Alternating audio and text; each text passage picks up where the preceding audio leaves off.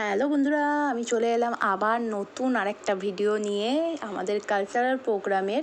আজকের যে ভিডিওটা রয়েছে সেটার মধ্যে রয়েছে কবিতা। যারা যারা কবিতাতে অংশগ্রহণ করেছিল তাদেরকে নিয়ে এই ভিডিওটা। তাই আমি বেশি কিছু বলবো না, তোমরা পুরো ভিডিওটা দেখো স্কিপ না করে, তোমাদের খুব ভালো লাগবে। আর ভালো লাগলে কি করতে হবে তোমরা জানো, লাইক করবে, কমেন্ট করবে, শেয়ার করবে। আর যাদের একটু বেশি ভালো লাগবে প্লিজ প্লিজ প্লিজ শেয়ারটা করো, ঠিক আছে? আর যারা নতুন দেখছো আমার ভিডিওটা তারা প্লিজ আমার চ্যানেলটাকে সাবস্ক্রাইব করে দিও। আমার যতদূর মনে হয় তোমরা প্রত্যেকটা পার্ট আমি ছোট ছোট করে করে দিয়েছি যাতে সুবিধা হয়। তো তোমাদের আশা করি এই ভিডিওগুলো দেখতে সুবিধা হচ্ছে, তাহলে তোমরা পুরো ভিডিওটা দেখতে পাচ্ছ। তো তোমরা প্লিজ সেই জন্য পুরো ভিডিওটা দেখো স্কিপ না করে, ছোট ভিডিও। আর ভিডিওটা দেখে অবশ্যই অবশ্যই আমাকে সাপোর্ট করো, ঠিক আছে? তো এরপর তোমরা দেখতে পাবে যে আমাদের প্রোগ্রামে যারা যারা কবিতা বলেছিল তাদের। তো ঠিক আছে, তো দেখতে থাকো। বাসে ট্রেনে গ্রামে যাকে আপনি রোজ দেখেন, যার কপালে কি পরনে শাড়ি, পায়ের গোড়ালি আপনি রোজ দেখেন, রোজ যাকে ইচ্ছে মতো দেখেন, আমি সেই মেয়ে। আর অনেক কিছু একটা স্বপ্নও দেখেন, স্বপ্নে যাকে ইচ্ছে মতো দেখেন, আমি সেই বিহারের প্রত্যন্ত গ্রামে দিনের আলোয় যার ছায়া বাড়ানো আপনার ধর্মে নিষিদ্ধ। আর রাতের অন্ধকারে খোঁজ দিয়ে তুলে আনতে যাকে তাই ওরকম রাত পাঠান আপনি। আর শীত অন্ধকারে যাকে নিয়ে আপনি স্ফূর্তির তুফানে ঘুরে যান, আমি সেই অসহায় আসামের চা বাগানের ঝুপড়িখানি বস্তি থেকে যাকে আপনি নিয়ে যেতে চান সাহেবী বাংলায়। মধ্যরাতে ফায়ার প্লেসে ঝুলছে ওটা সোনালি আলোয়, যার মুখে আপনি লিপি দেন কলঙ্কের কালি, আমি সেই মেয়ে। হ্যাঁ হ্যাঁ, আমি সেই মেয়ে।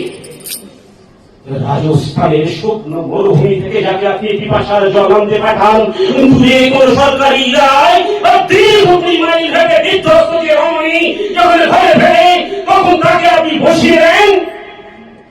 কৃষ্ণচরণ আমি পুজিব রাম কৃষ্ণচরণ থাকবো মাতর কোলে, আমি পুজিব রাম কৃষ্ণচরণ থাকবো মাতর কোলে। সংসারেরই ঘোর চিনিরে, সংসারেরই ঘোর চিনিরে, পুজিব সে না মুখে, আমি থাকবো মাতর কোলে। তাও বিপদ যদি হয় তাহলে থাকবে মা নিশ্চয়, তাও বিপদ যদি হয় আমি থাকবে মা নিশ্চয়। তোমার কোলে তোমার ছেলে পরম নির্ভর, তোমার ওই আঁচলে গেছে রাখো ব্রহ্মা বিষ্ণু শিবে, তোমার ওই আঁচলে গেছে রাখো ব্রহ্মা বিষ্ণু শিবে। আবার পতন যদি হয় জানি ধরবে মা নিশ্চয়, আবার পতন যদি হয় ধরবে মা নিশ্চয়।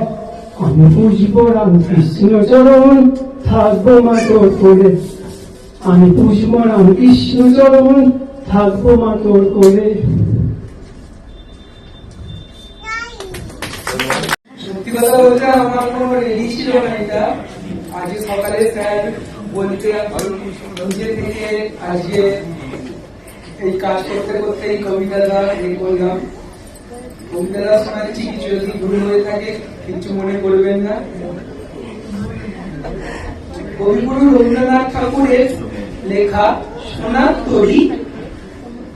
আমি তখন বিলের জলে ধান বানতেছি একেলা, আমার সমস্ত দিন ফুরিয়ে আসে বেলা, কত ধান পড়ে রইল আকাশের তলে তলে, কত কাজ বাকি রইল, কত গান বাকি রইল আমার জীবনের চলে।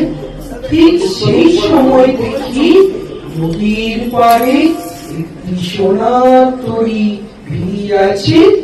ধীরে ধীরে আমি ডানার বোঝা বুকের ওপরে রাখি, ভেবে ভেবে আনি শুনি মনে, যত কষ্ট, যত ব্যথা, যত দুঃখ, যত সুখ, সব ঢালি সোনার তরি ভেসে চলে গেল। আমার ধান রইল, আমার কান্না রইল, আমার প্রাণ রইল শূন্য মাঠের কোলে। খুব সুন্দর হয়েছে। আমরা এখানে বলছি যে আমরা এখানে উপস্থিত হয়েছি, যখন আসি বা উপস্থিত হই তখন আমরা বিভিন্ন চিন্তা ভাবনা মানে চিন্তার সঙ্গে মানে চিন্তা নিয়েই বা চিন্তার সঙ্গে আমরা এখানে এসেছি।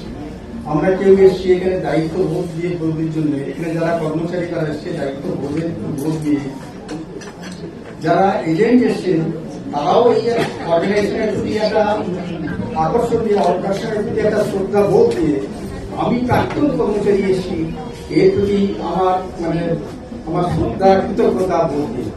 কারণ এই প্রতিষ্ঠান থেকে আমি আমার প্রায় জীবনের প্রাইম টাইমটা, সেই প্রাইম টাইমটা থেকে এই থেকে আমার জীবিকা চলেছে।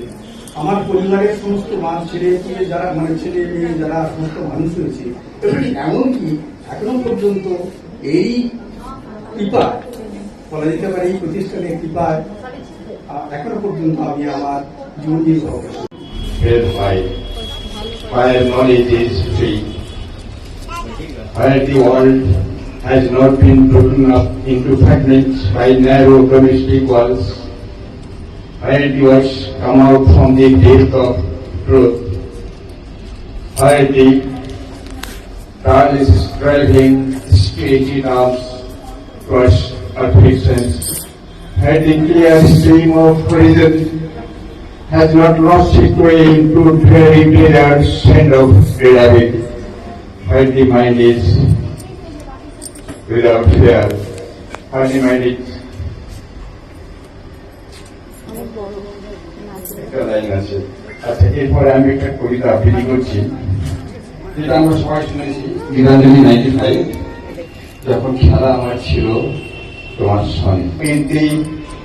I never questions who thou art, I knew nor shyness nor fear, my life was restless.